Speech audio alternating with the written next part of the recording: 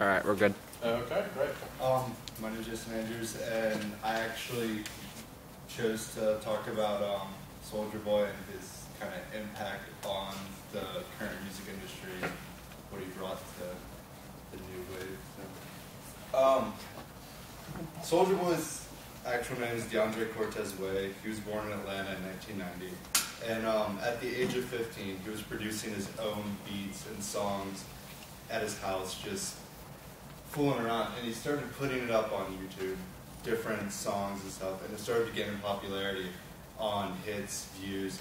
So he actually developed a MySpace page. And through those two medias, he continued to make songs and just get a feel for the audience. And in 2007, he actually released Crank That, which is probably the most popular and well-known Soulja Boy song out there.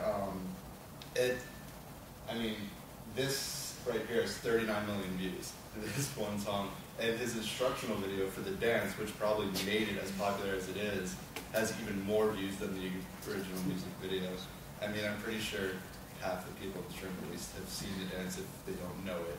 But I'm going to show this just a clip real quick, because the interesting thing I found about this was his original video and this being on YouTube spawned tons of other viewer responses to the video and mimicking what it was.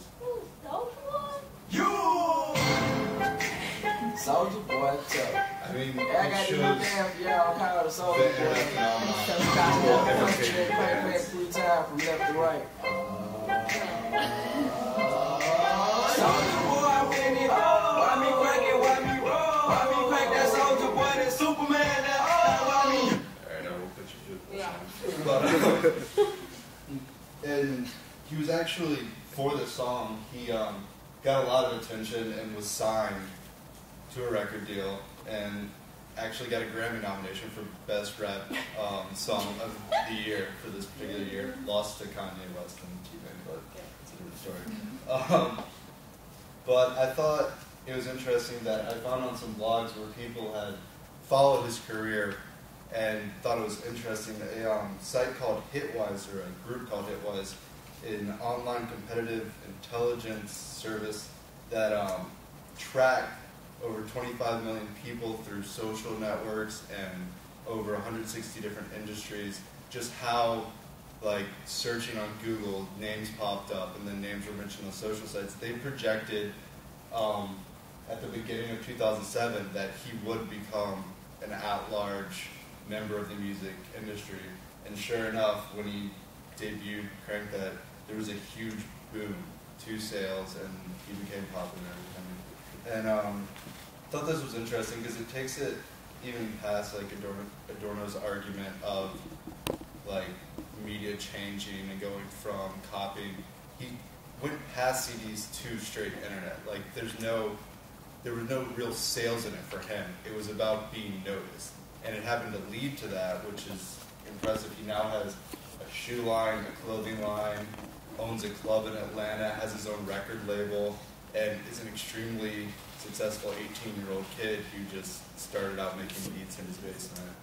But and this phenomenon, which is interesting, has established a trend. There's another artist who I've followed for a couple of years named Bo Burnham, who's just was a high school kid who just did comedic songwriting and would put up little clips on YouTube or on his MySpace of him just doing funny songs.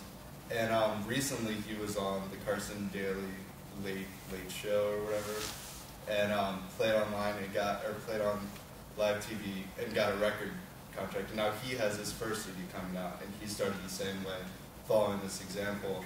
And then it also has transcended past just music and media like that.